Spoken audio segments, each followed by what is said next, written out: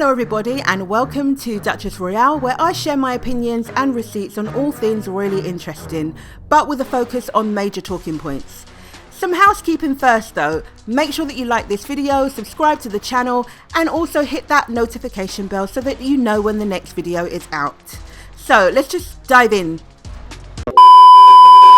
So this is the second part of the video that I did not so long ago about royal tours and claims from royalist reporters that Prince Harry and Duchess Meghan need royal family advisors to succeed.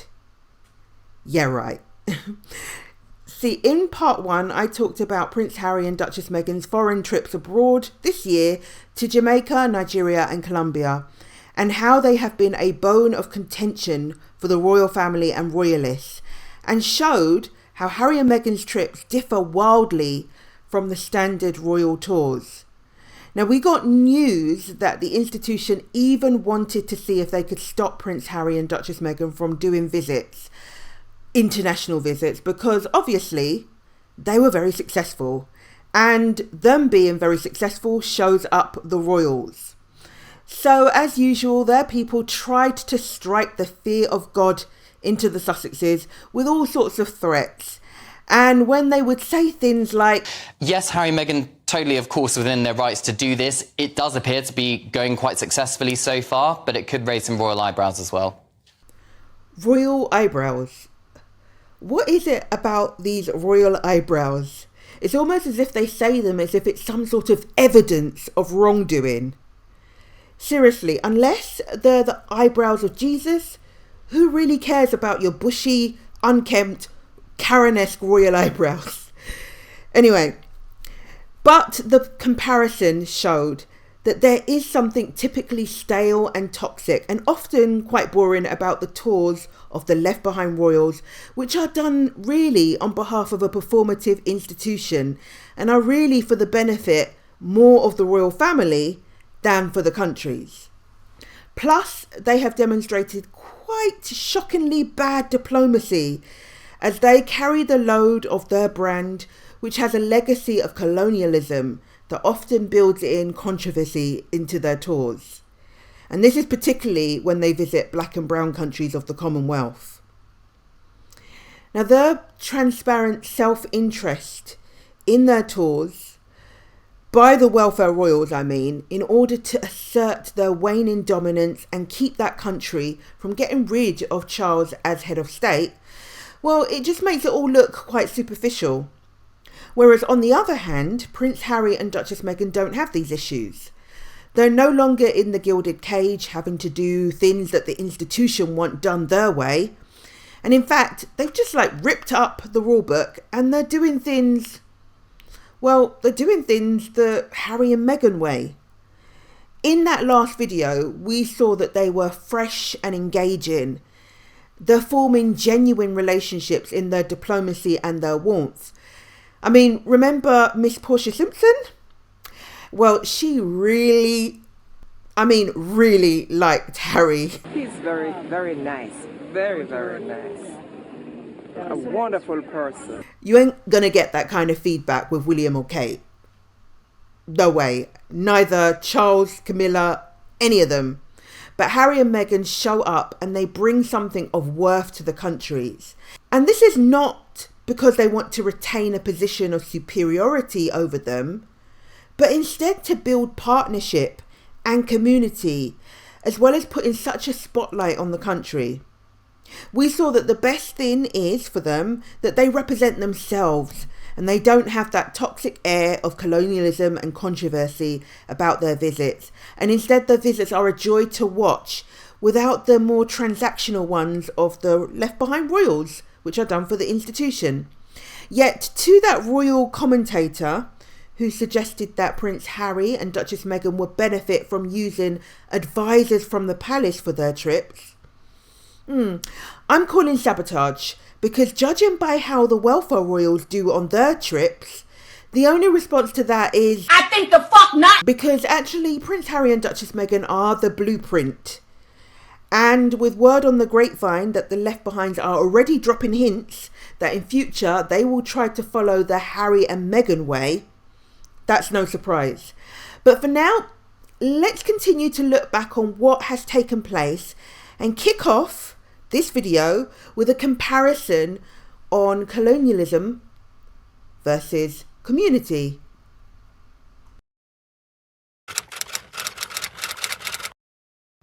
Was this advised by the palace? Or this event harken back to the days of colonial rule? Trying to replicate days of yonder and what their granny did years ago to assert her rule over Jamaica? The unmitigated temerity to do these things that are akin to these royals letting the host country know that they see them as the monarchy's bitch.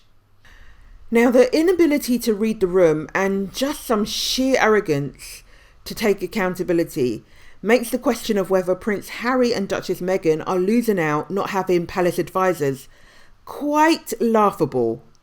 Especially when there are headlines like this in respect of Kate and William's faux pas, pushing the blame on the so-called experts of these tours.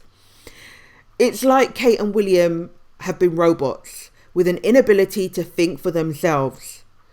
Similar faux pas have happened with King Charles and Camilla when they were in Kenya for one of their tours. They had a red carpet rolled out for them in the middle of a national park. This showed how out of touch they are. And even former royal reporter Omid Scobie tweeted about this, saying, even if this was a choice made by the hosts, and it probably was, the optics of the King and Queen walking on a red carpet to avoid soil at Nairobi National Park are pretty ridiculous and out of touch. A clued up palace aide could have easily asked for it to be removed. So, it doesn't seem like the much needed experts are doing their job, if you ask me. And these faux pas are simply the difference between when a coloniser attends your country, with the only benefit really being for themselves. They want great photo opportunities, and they want to build their brand with the images and videos shown, and they want to ensure that the host country doesn't leave if that country is part of the Commonwealth or drop King Charles as their head of state. Then they leave and either never return to the country or return years later when they suddenly need to reaffirm their same mission. That's why the other senior royal trips have been a disaster. Because the self-interest of these royals is so transparent, and the countries are presumably thinking, what are they getting out of this? Now, I touched on this in the last video with Sean Paul speaking on this issue, but Jennifer Houghton, a lawyer in Jamaica, said that the fact that the UK revoked visa-free access for Jamaicans in 2003, with applications regularly being refused, had led to people feeling that the relationship is pointless. She went on to say, these are discussions we need to be having with them, not pretty flags and smiling black children pushing their hand through chain fences to say, oh, you know, I've touched the royals. That's garbage. That's fostering something that is completely cringeworthy. Now, Prince Harry and Duchess Meghan haven't run into these kind of issues or humiliating gaffes for several reasons. One being that they give back to the country that they are visiting, like I said before. Now, I'm going to take you back quickly to a time when Duchess Meghan was actually a working royal, and she did this fabulous speech for a closed capsule collection that she initiated for one of her patronages, and that was SmartWorks. So here she is talking about the difference between charity and community. To transform the idea of charity to community. And the way that we do that, I think, as people, is when we go into our closet as a woman and you say, I'm going to make a donation, you don't go through your closet and just toss in a box whatever you don't care about anymore. That's charity as we know it today. Community is going through your closet and saying, this is the blazer that I wore when I nailed my first job interview and got my dream job. And I don't need that anymore because I'm where I want to be. But if I'm able to share that blazer and be part of another woman's success story, then that's community. When have you ever seen a speech like that from Kate Middleton? I mean, it just comes across so real and natural from Meghan because it is real and natural. But this, I feel, is a fundamental difference between a tour by the current senior working royals and a Prince Harry and Meghan tour. Now, charity is a good thing, but the leftover royals attend these tours, like I said before, like they're doing the countries a favour by attending them, when it's actually really for them.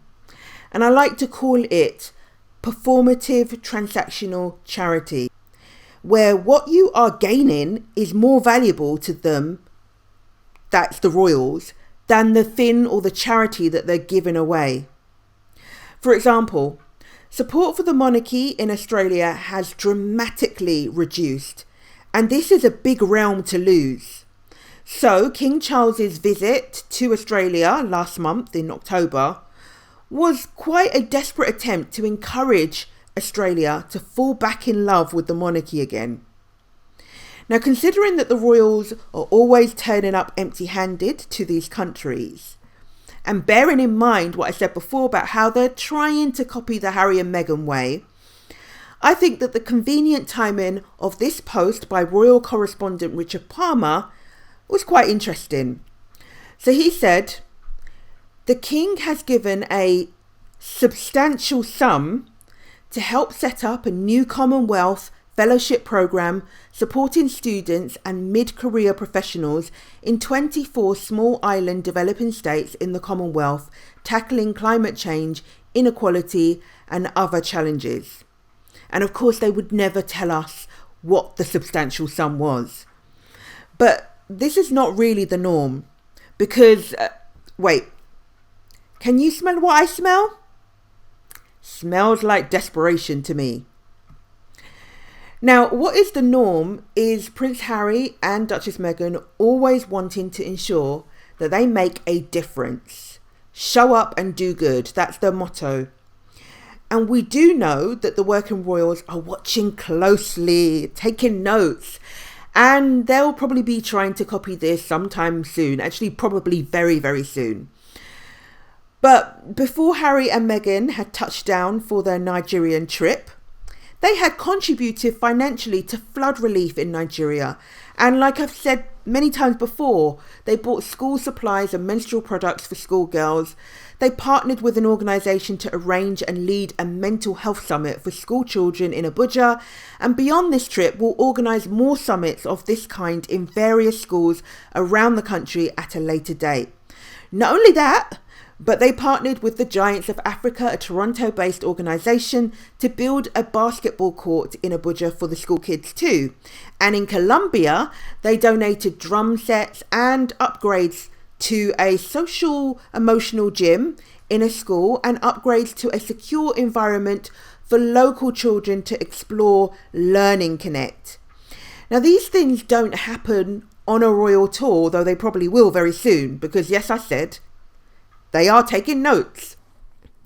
And the most that is done by the Welfare Royal while they're on these big tours is to visit places of historical significance and to partake in set-up activities and also to give a speech, and generally not a very good speech. So many young children here.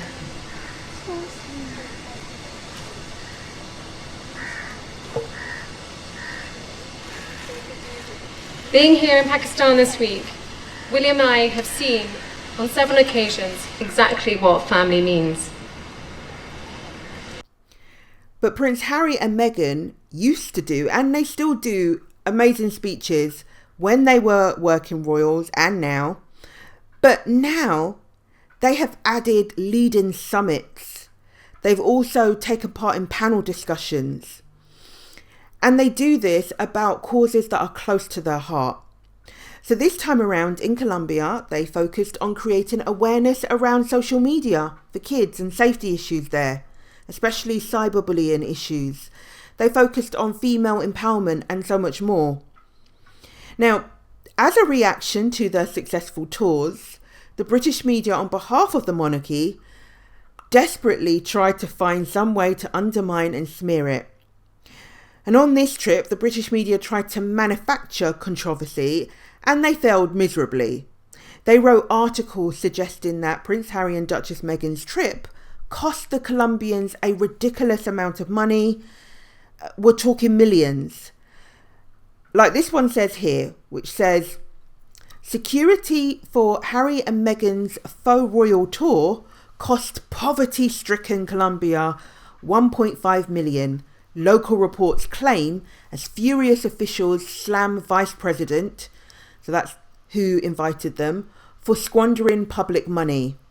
But the Colombian government hit back and said not only was it a measly 44k instead, which was just including transport and security, the trip was a rip-roaring success. So the vice president, Francia Marquez, added, the whole world has set its eyes on Colombia's diversity and cultural richness.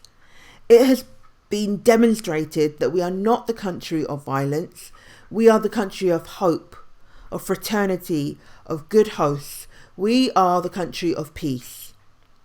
So Prince Harry and Duchess Meghan make an impact when they go to countries, and they do it for far less than the working royals, where their impact is negligible.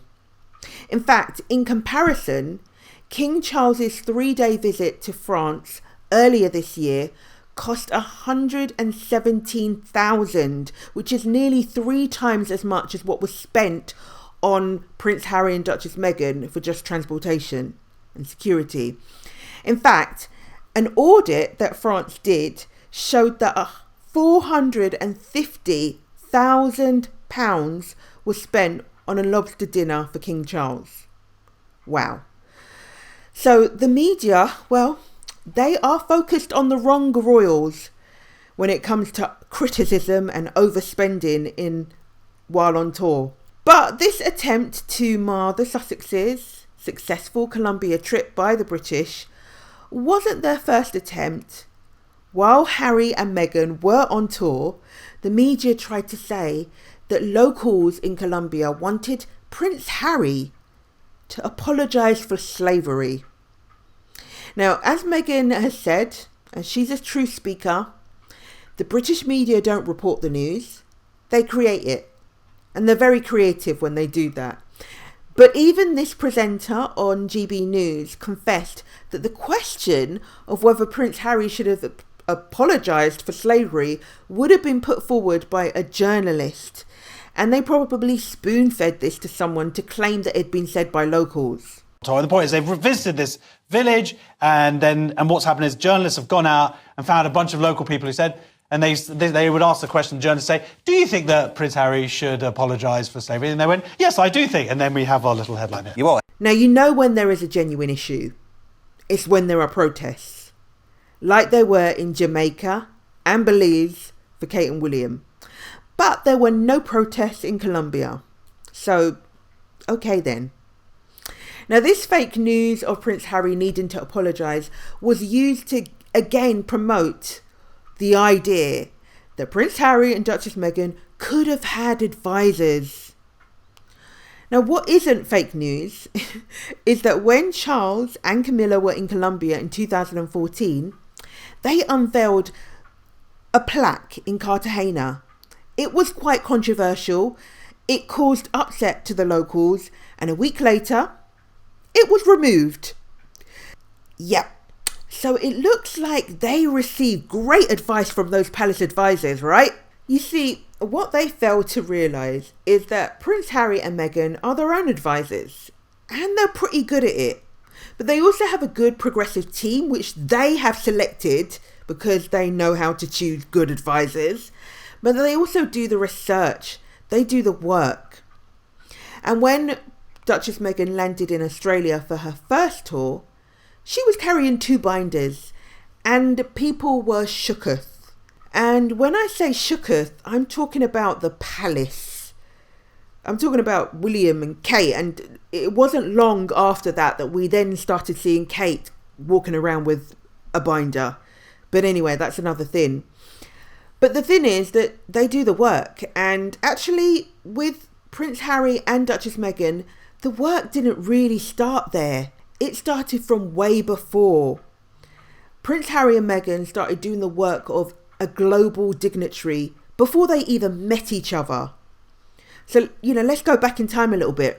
Remember that Meghan majored in international relations in college, which is university for us in the UK. Although an actress in a highly successful TV show, Suits, she used to use her breaks to intern for the UN. She became a UN ambassador for women, and she travelled to India and Rwanda doing cause-driven work. She learned how to speak Spanish while she was living in Argentina. And also Harry too, he's travelled the globe.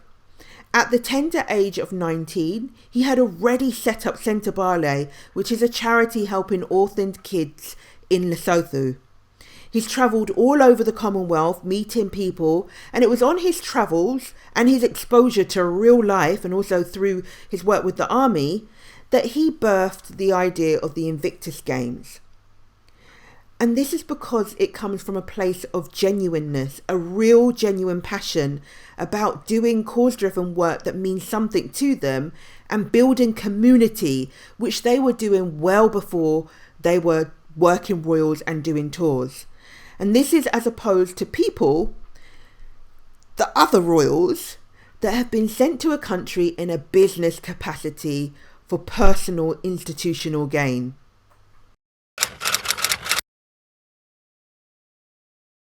Now, a fundamental difference is whether the welfare royals are really invited to these countries or whether they just impose themselves on them. Now, we are always told that the royals are invited to these countries at the behest of the Foreign Office and the government of the host country. But let's be real, a lot of these Commonwealth countries are encouraged by the Foreign Office to invite these royals, or it's just imposed on them. I can make a confident guess that the Australian tour King Charles went on just recently was not at the genuine, heartfelt request of the Australian Prime Minister Anthony Albanese. I mean, he wants the country to be a republic, which means he doesn't want Charles as the head of state. And the fact that the other 6 state premiers couldn't be bothered to show up to welcome Charles and his concubine also makes it clear that it was a case of, we are coming to Australia whether you like it or not, rather than waiting for that genuine invite. And it's clear that the Cambridge's tour of the Caribbean back in 2022 wasn't from an authentic, genuine invite either. It was a forced celebration of the Queen's Platinum Jubilee. Jamaica, Belize and the Bahamas essentially had no choice. I get the sense that this tour is slightly off key because the timing just doesn't seem to be right. People here in Jamaica, they don't want William and Kate here, and they make it quite clear. We spent the last couple of days travelling across the island, speaking to people, trying to get a sense or a better understanding as to exactly what their beef is with the monarchy. They don't have a problem with the Queen. They have a problem with the institution. They see the British monarchy as an institution that has long oppressed them, and they want reparations. They also want an apology, and they feel that they've been asking for these things for an awful long time. And until now, there's been no acknowledgement of their suffering or pain. So a lot of people are expected to take to the streets later on today. Just to my right is the British Embassy, and they're expecting a large number of protesters outside that embassy. And at the same time, William and Kate will be arriving at the airport about 10 miles away from here, where they will be greeted by the Prime Minister and no doubt be given a warm welcome. But there's also a very interesting point. I have been speaking to a source within the Prime Minister's government who has told me that as soon as they leave, Jamaica will begin the process of removing the Queen as head of state. So I'm trying to make sense myself as to why they're hosting William and Kate, knowing very well that they are going to, remove the Queen as head of state, and this mission that they're on, this diplomatic charm mission that they're on, appeared to be a complete waste of time. Now, when you're not wanted, but still head out on your transparent mission full of self-interest to try and charm these countries, such as in the Caribbean, to remain under the realm of the Queen, it's likely that people's backs would be up. Now that's why there were reports that from the off, there were protests in Belize even before Kate and William arrived. Saturday, the start of a week-long tour that's already seen a protest. This is our last Angry local villagers locked in a bitter land dispute with the conservation agencies supported by the royal family forced a last-minute change to the couple's planned first stop. Still, it was all smiles for the Duke and Duchess, even as another protest looms when they arrive in Jamaica.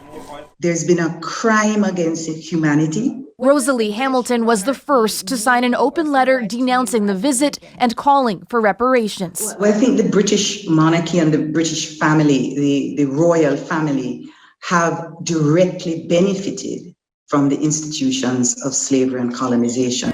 And so it's a conversation that we've been having, and what's so amazing is that these people, children included, they created international news. They took Ukraine off the headline in the Daily Mail, which is the most read newspaper in the UK. They took Ukraine off the headline because the trip begins with an embarrassment.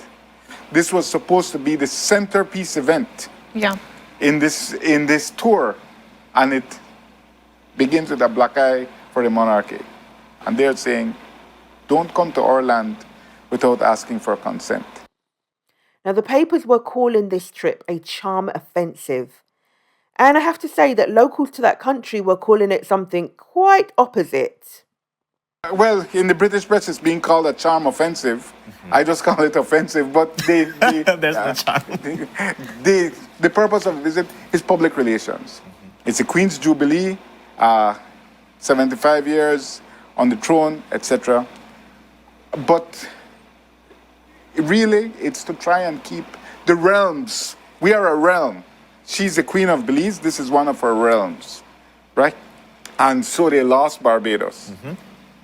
And now they're visiting Belize, Bahamas, and Jamaica to keep us on our leash. In a sense, to keep us on our knees, right? Yes. That's my perspective. Now, when it came to the Jamaican leg of that tour, Kate and William flew Raheem Sterling, who is a Premier football player from Manchester City, and also Liam Bailey, who is a Premier football player from Aston Villa, all the way from the UK to play in a football match with William in the home country of Jamaica, Trenchtown specifically. Now, they were flued out on the request of William to participate in what was a 90-minute event. Now, tell me that this does not reek of desperation at the highest level. After all, Prince William and Kate are royals. They have titles. But they knew that they couldn't enter the depths of Trenchtown and generate that kind of buzz on their own. And they needed a team of people that are popular to help bring the locals out.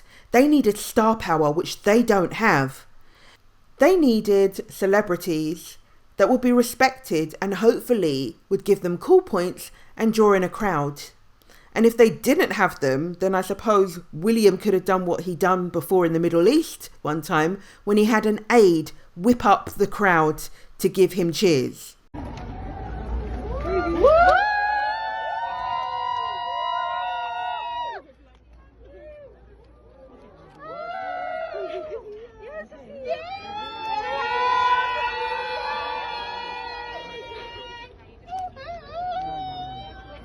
Now, I suspect that they were also anticipating how uncomfortable it would be to do this kind of event on their own in such a community that they can't relate to in any shape or form.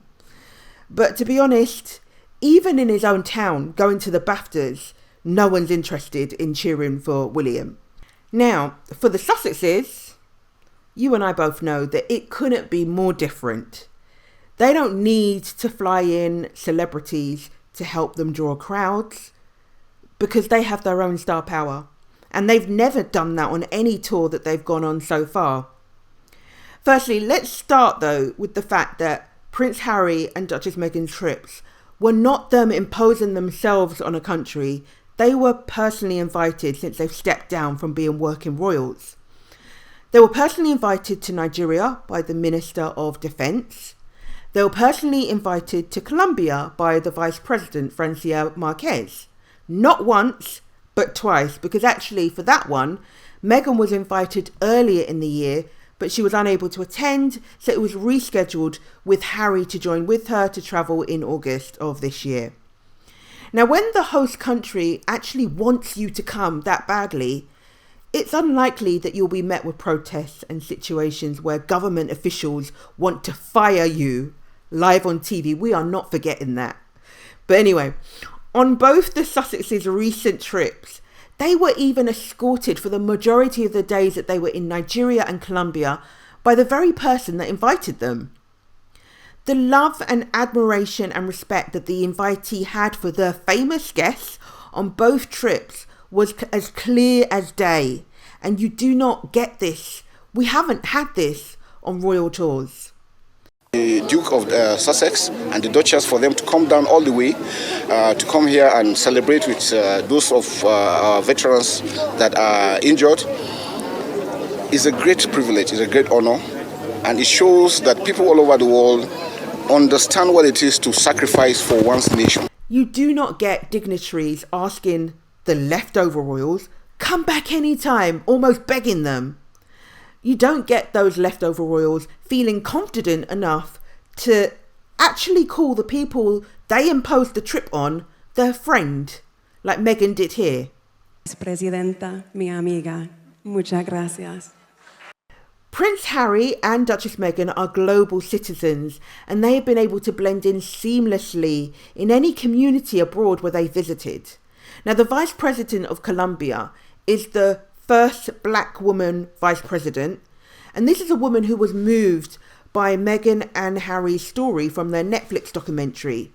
So that's how she felt a personal connection. It wasn't business, it was personal. And because of this, that made her want to invite them. She valued them as people. And she took them on a special visit to San Basilio Palenque, which is a historical town just outside of Cartagena, Colombia, and that was on the 17th of August this year. Now, this village is known for being the first freed African town in America, founded in the year 1619. Now, whilst Prince Harry and Duchess Meghan were honoured to be taken there, Kate and William probably would have broken out in hives being taken to such a culturally rich area with such strong links to slavery. I mean, Kate and William stood out like a sore thumb in Trenchtown, and you could just see it from their discomfort and their interactions with black people, which were very limited and very cautious. Trenchtown is a place where they made some of their major tour gaffes. And this fence picture right here had everyone talking. So there we go, the palace advisors getting the job wrong again. But where the fence divides the colonisers from the locals, instead for Prince Harry and Duchess Meghan, they make sure that they give the kids and the locals the attention they deserve, and they do it up close and personal, which is something that I have started to see that William is now trying to emulate.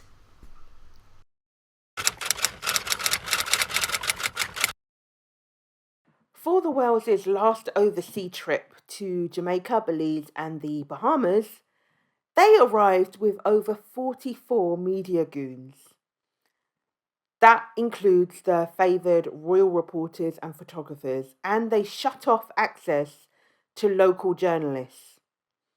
Now, a guest on this morning's show in Belize was infuriated by this. What a mind F that is. That you cannot speak in their presence. So I'm talking to Charisse yesterday, like, why are you not commentating? She says, I can't. Reporters cannot speak in their presence. Do you understand this? Do you understand how bizarre and demented this world is? This stuff we Belize, we are masters of this land. You are not a master anymore. We can't talk in our presence. Man, oh no, go from here. The royals are obsessed with trying to control the narrative, and shutting out local journalists, especially when there are protests, is something which appears to be commonly done by them. But unfortunately, the royals have a reputation for this, where they are known to control and heavily curate their image, hence stopping local journalists from having access. But they didn't imagine that they would get caught out by a savvy Jamaican Prime Minister who told them live on air, rather than behind closed doors, that Jamaica is planning to cut ties with them despite their trip of diplomacy to try and reignite their relationship.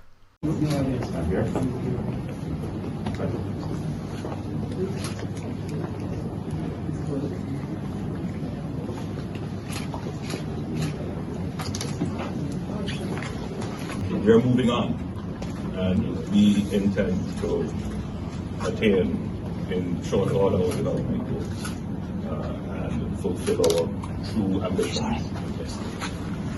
Now, he did this because he knew that if it was said behind closed doors to preserve their dignity, that Kate and William's media team would reframe it to make it look more favourable to them and maybe less favourable to the Jamaican Prime Minister and the government there.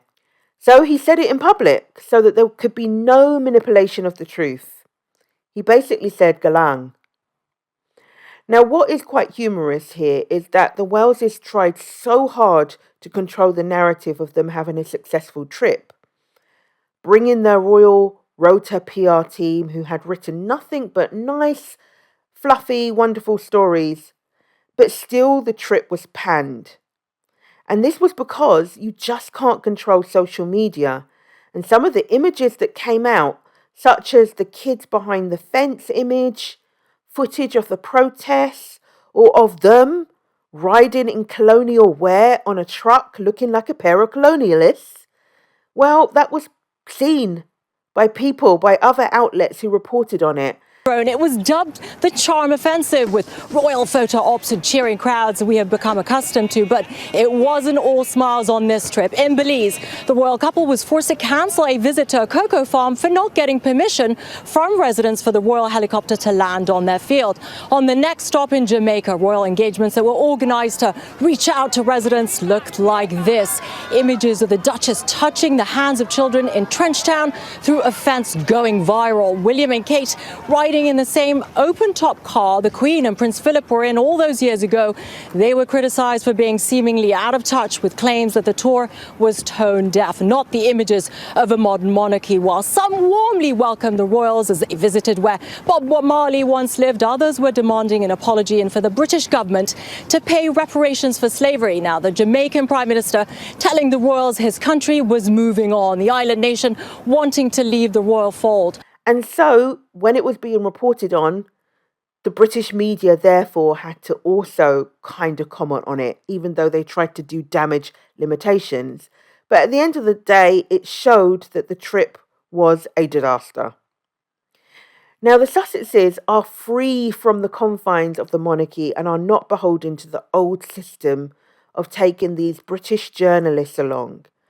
In their world, and how they created things for their trips to Nigeria and Colombia, they gave access to local media. And actually, they locked out the British media, who have whinged about it to no end since then. But in this case, Harry's team turned down every application from everything from the BBC to the ITV to even very pro Harry and Meghan newspapers like The Telegraph in UK. All of those were turned down, and they invited one single digital journalist from Harper's Bazaar. Indeed, the British media were angry that they were not invited to the Sussexes' trips. Yet they still flew over to the countries that they visited, despite the fact that they claimed that both countries were dangerous. What they wanted was access, so that they would be able to put a negative spin on everything and be able to do it legitimately by saying that they had actually been following the tour and have access to do that. Now, here's a snapshot of some of the articles that the British press wrote without even having access. And you can see exactly why Prince Harry and Meghan would shut them out. I mean, why would I be willing to open the door to one of my assassins when I know what their intention is? It makes no sense.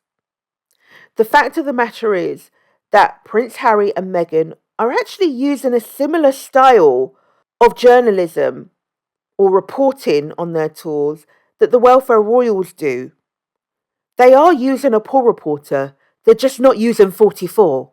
However, the difference here, I suppose also international, but the difference is that the reporter doesn't come from a fixed rota system where they have a long running relationship and an invisible contract with, and where it involves them being like the reporter is a fixed employee there to boost and exaggerate positive stories and to bury the negative ones, while also covering all other aspects of their royal life, so that they are clearly biased. Whereas what Harry and Meghan do is they use a one-off poll reporter who doesn't have a codependent relationship with them. So the reporting is responsible but fair and balanced. Now, Prince Harry and Meghan are limiting access to some journalists, not the local ones, but the British ones. Deal with it. And I'm just wondering when the British media will start to finally understand that Prince Harry and Duchess Meghan can do what they fizz they want.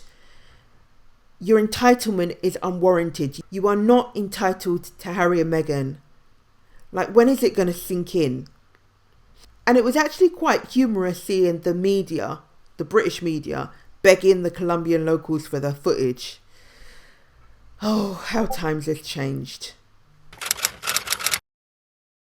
Now, what's funny, and maybe perhaps a little bit annoying at the same time, is that the royals, through their PR machinery, would berate and criticise Prince Harry and Duchess Meghan's work, finding any excuse to complain and to try and find fault in what they do, but then they try and copy them.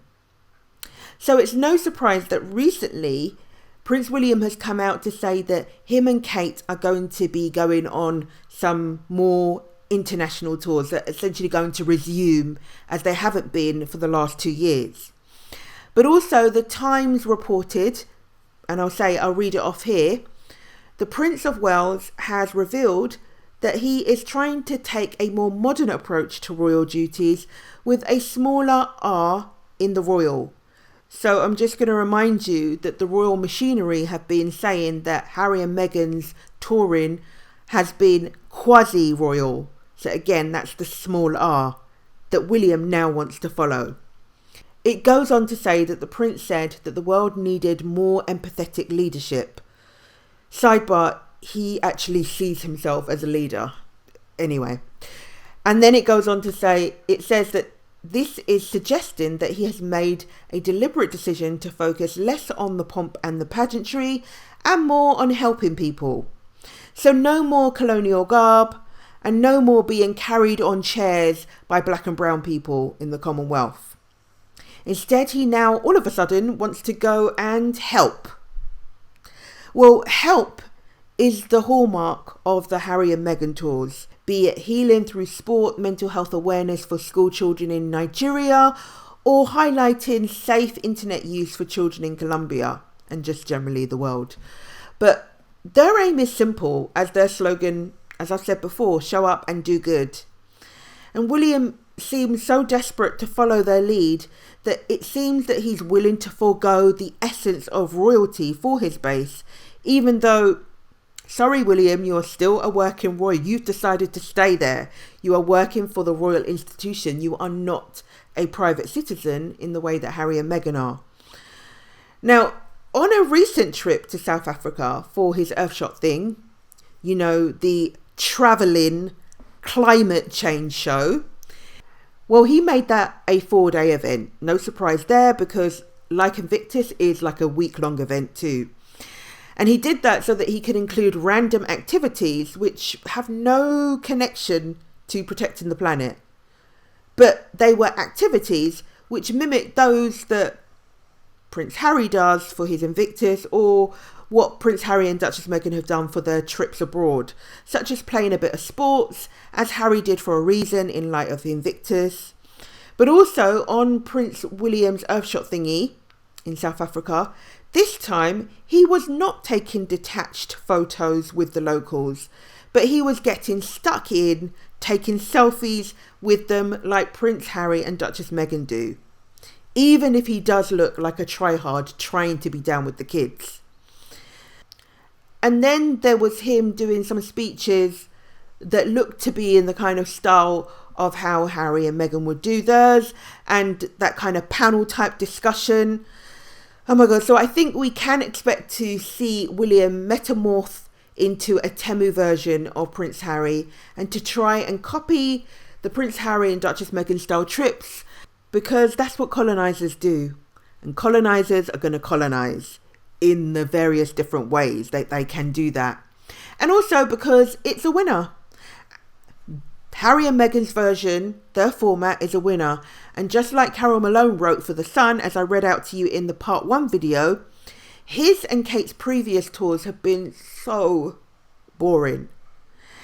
Now, what I do think for the moment is that Kate and William could have a problem with the fact that you just can't take the institution out of them. So, for example, there were reports that William only gave interviews to British press in South Africa. Some things will just not change, and that's, I think, because they're fearful of things that Prince Harry and Duchess Meghan are not so much fearful of.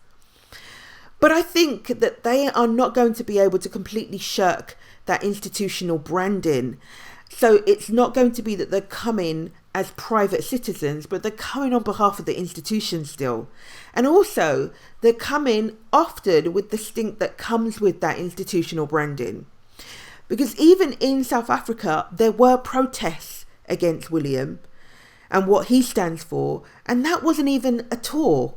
But obviously that was suppressed by his Royal Rota friends. But still, it did get picked up a little bit. William, go home! You have no sovereignty here! You are not talking! Get out of here!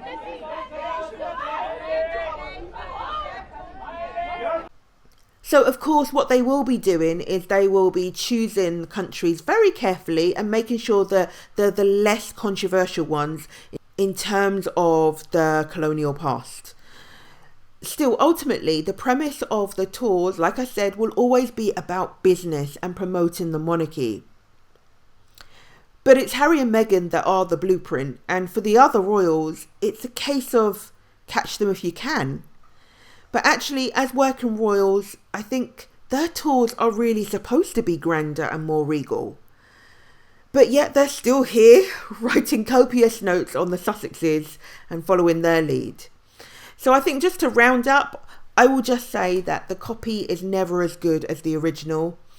And I think it's clear that the welfare royals will, and certainly have been living for a good while now, in the shadow of Prince Harry and Meghan and their successful tours. A Harry and Meghan tour is one that shows that they are diplomatic dynamite as opposed to being diplomatic donuts. They are warm, whereas sometimes I think the welfare royals are a bit rigid. They give back and they are impactful rather than just being takers.